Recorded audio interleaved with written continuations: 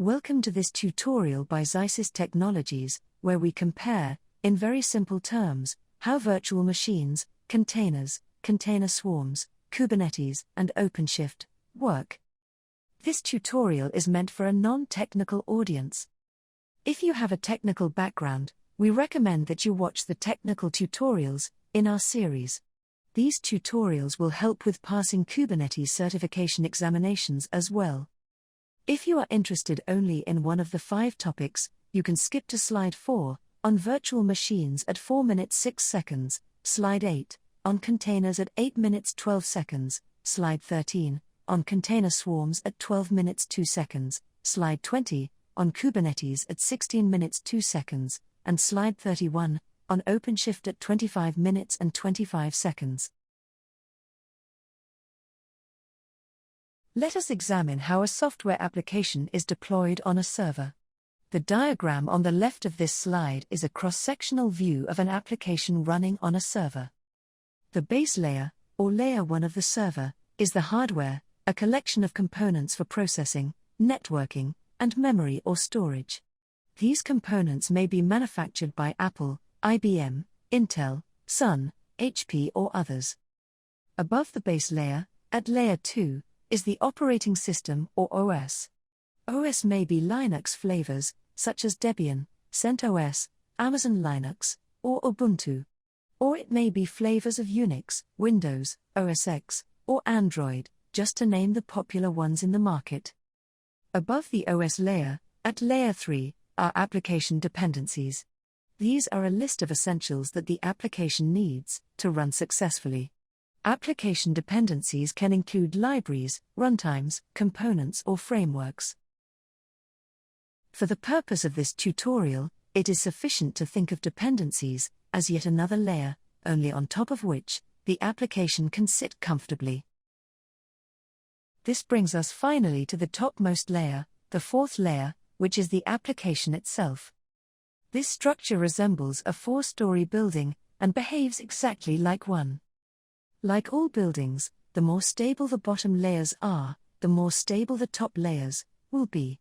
In other words, for an application to be reliable and effective, the bottom 3 layers need to be extremely stable. Any instability in the bottom 3 layers, say for example, an incompatibility between the operating system and the hardware, or the conflict between a library and a specific framework version, will severely destabilize the top layer, the application. Obviously, it is not practical to get individual servers to run individual applications. Limitations in resources almost always means running multiple applications on one server. On the right side diagram, we illustrate a cross-sectional view of such a scenario. In fact, this is a very common scenario, where we have only one server, and all our 4 applications must run on this same server. You can now see that while the left diagram has 4 moving parts, the right has 10. Now let us reassess the risk. The risks of a mismatch between 10 parts will be much higher than between 4. Therefore, when more applications run together, the degree to which each application runs successfully decreases. To restate, when scaling, that is, when more than one application are run together, the effectiveness of each application reduces significantly. There clearly exists an inverse relationship between scaling and effectiveness, and this is problematic for businesses. What if the business does not have multiple servers, or simply cannot afford them? The need to somehow run applications in isolation becomes imperative. What if there was a way to simulate a barrier and run applications within the insulation of this barrier? That would essentially solve the problem of effectiveness when scaling. Virtual machines provide this exact solution. In virtualization world, the bottom hardware layer and OS layer remain the same. However, on top of the OS layer sits a virtualization layer called hypervisor. Hypervisor is a simulator that forms a smaller, simulated server. This simulated server can process, network, and store data within its boundary, in absolute isolation. On this simulated server, you can install OS, application dependencies and applications, just like you can do on the real server. The real server is called the host machine. The simulated smaller server is called the virtual machine. The advantage of this architecture is that the hypervisor provides a strong barrier between the host machine and the virtual machine. In theory, this means that a fault, error, or even a virus on the virtual machine will in no way impact the host machine. The other advantage of virtualization is that we can take a large host machine and split its capacity into many smaller virtual machines or VMs. For example, let us say host machine Gold has 4 processors. We can take host machine Gold and run on it 4 virtual machines: VM Red, VM Yellow, VM Green, and VM Blue, with 1 processor each. In addition to splitting capacity, the hypervisor also provides strong isolating barriers between Gold, Red, Yellow, Blue, and Green. Note, the strong isolation is not just between the host machine and the VMs, but also between the VMs themselves. This solves the problem of effectiveness. Anything you run on VM Red cannot in theory impact or affect Gold, Yellow, Green, or Blue. In short, using this architecture, we can effectively run 4 different applications on the same host machine Gold, without compromising stability. Because of this effectiveness, virtual machine technology has become the backbone of today's enterprise hosting, private clouds, and public cloud services. VMware and Citrix are the major shareholders of the virtualization market. Despite widespread adoption and popularity, virtualization, as a platform, suffers a major efficiency problem. Let us reimagine our host machine Gold, that has VMs Red, Yellow, Green, Blue, each with 1 processor running on it. What if there is a massive application X, that needs 2.75 processors to run? Application X cannot be run on Red, Yellow, Green, or Blue. What if there is a tiny application Y that requires only 10% of a processor to run? Running application Y on any VM would mean 90% capacity wastage. That is a humongous wastage and certainly not sustainable. This is the problem that the industry bore for a long time. Although there is isolation, processing capacity can only be split in a limited manner, that too, only as whole numbers. So, the industry set out to explore solutions that can not only isolate, but can also precisely split the capacity needed by each application. That exploration ended with the discovery of containers. While hypervisors virtualize hardware, in the world of containers, a container runtime virtualizes the operating system. What if we bundle the application and its basic necessities? And we give this bundle just sufficient resources to run. As application grows, the bundle is elastic and expands, consuming more resources. As application shrinks, the elastic bundle contracts, freeing excess resources. The essentials, the application dependencies, the OS dependencies, bundled together with the application is called the container. Let's examine this concept using a cross-sectional view of a server, as illustrated on the left of this slide.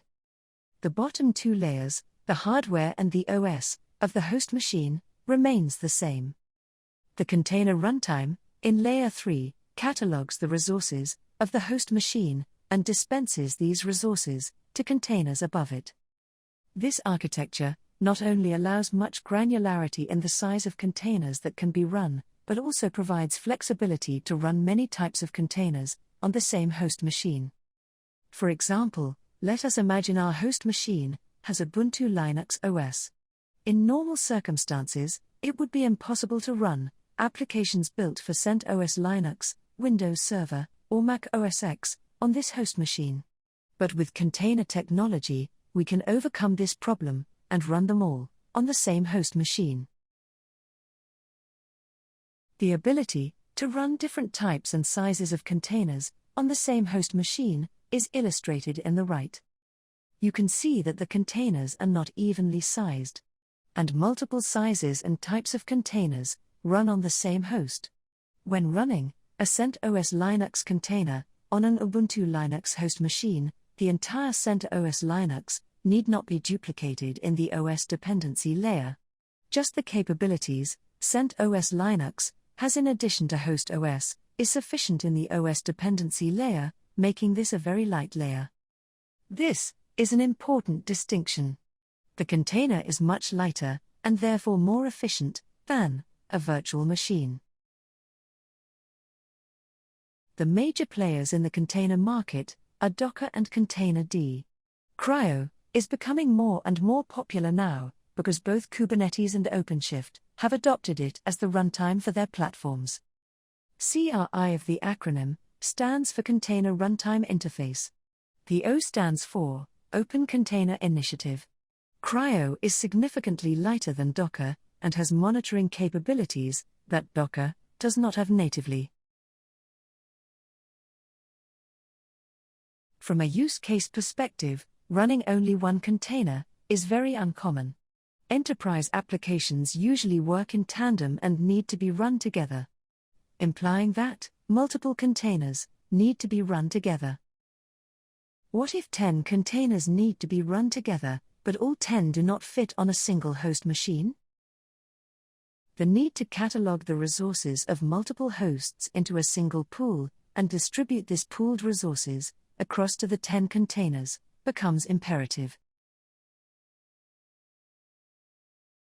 Let us examine a sample enterprise that has 13 host machines, as per this illustration. Each of the 13 have different hardware and OS combinations. Say, this enterprise has a requirement to run 72 applications. One of the ways to meet this enterprise requirement is to pool the resources of the 13 hosts and distribute this pool to 72 containers, each having one application. You can see that this is no easy task. Enter the container swarm software. A container swarm software makes it easy to pool the resources of multiple hosts and distribute it to multiple containers. You can see in this illustration that a swarm of 72 containers are running on 13 hosts. Container swarm is an easy way to manage large networks of hosts and containers. The leaders in container swarm market are Apache Mesos and Docker Swarm. As containers and container swarms became more widespread, enterprises started hosting thousands of hosts and containers. This sprang up other challenges that we can examine. In the example below, we consider a common use case. The 4 containers within the yellow borders have 4 applications in them. These 4 applications, say, are codependent. In other words, each application needs the other 3 applications to run successfully. During test round 1, the 4 containers were hosted on 4 separate hosts. The network latency between the 4 containers caused the performance of these applications to be unsatisfactory and suboptimal. During test round 2, however, all 4 containers were hosted on a single host. The resulting performance was optimal.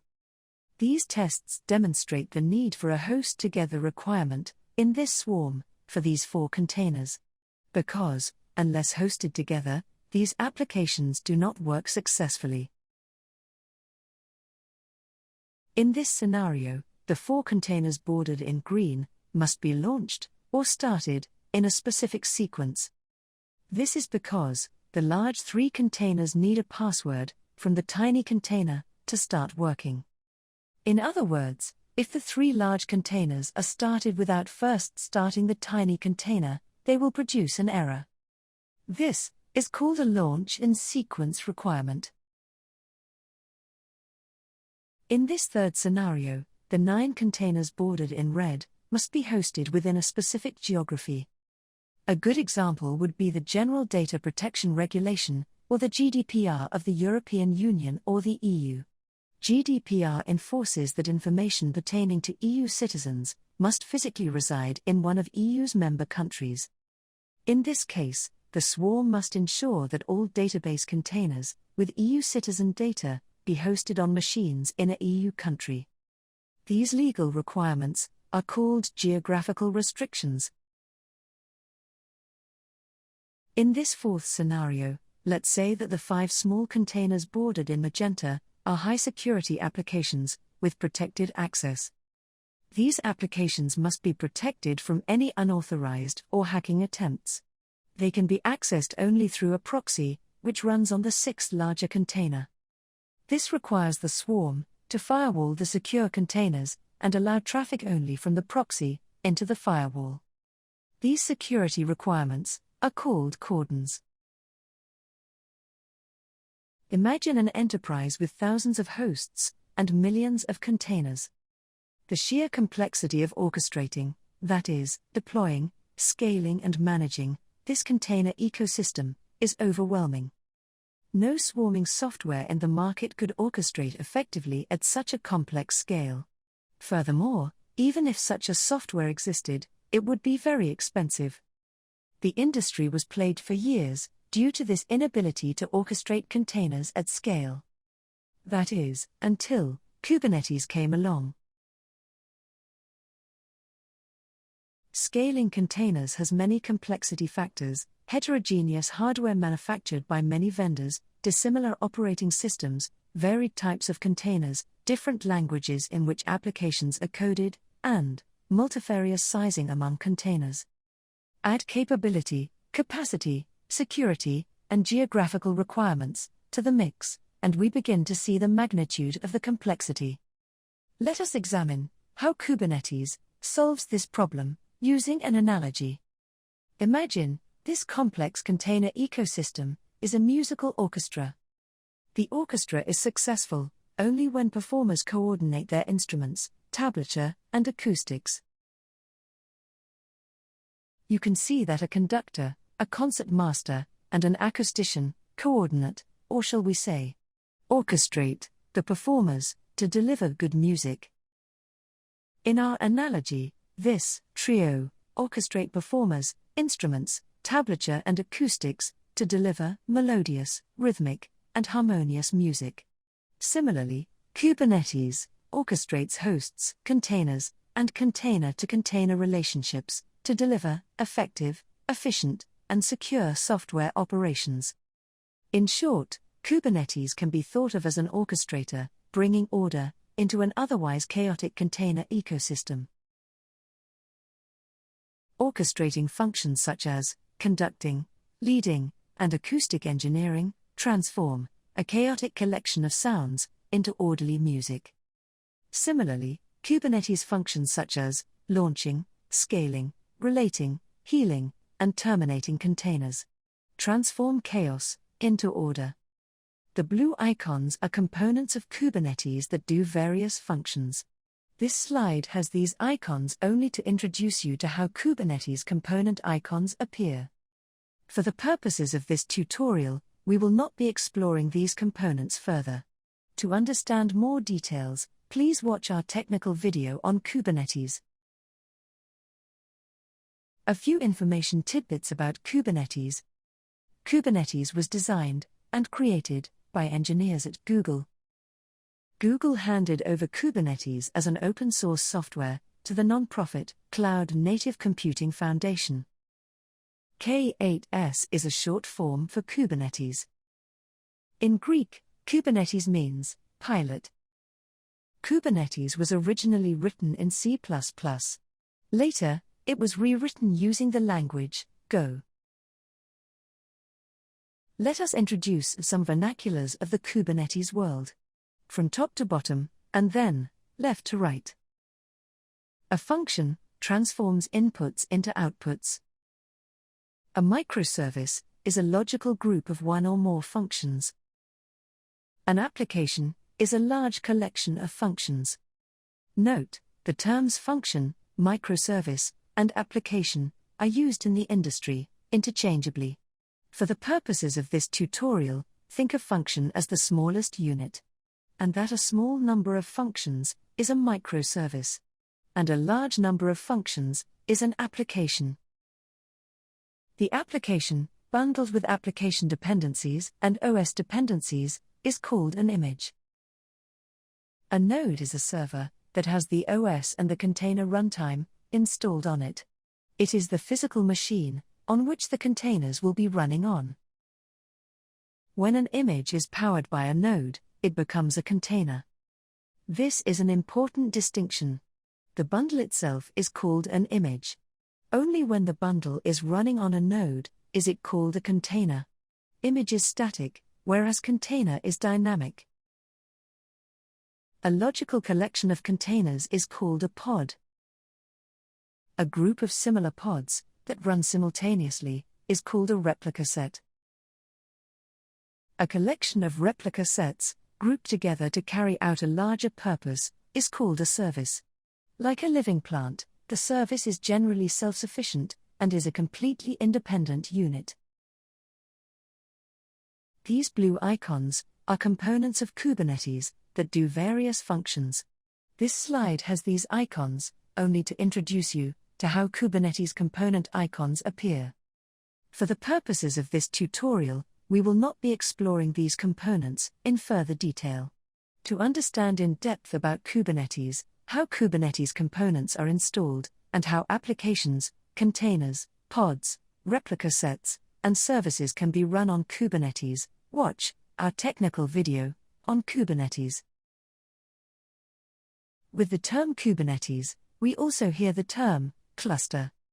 Technically, while you can run Kubernetes on a single server, the minimum for acceptable function is a group of two servers, the master and the worker. In this example, we are taking a MacBook and making it the master, or the master node. Then we find a Mac Mini and make it a worker, or worker node. How do we make a node the master? We install 4 essential Kubernetes master components on the node to be designated as the master. Similarly, we run 2 essential Kubernetes worker components on the node to be designated as the worker. This slide illustrates how a simple one master one worker Kubernetes cluster is built on a MacBook and Mac Mini.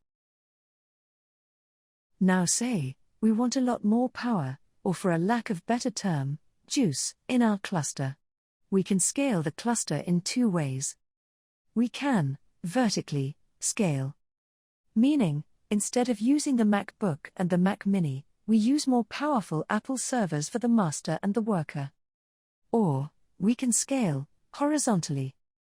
Meaning, we can create more workers and join them to the same master.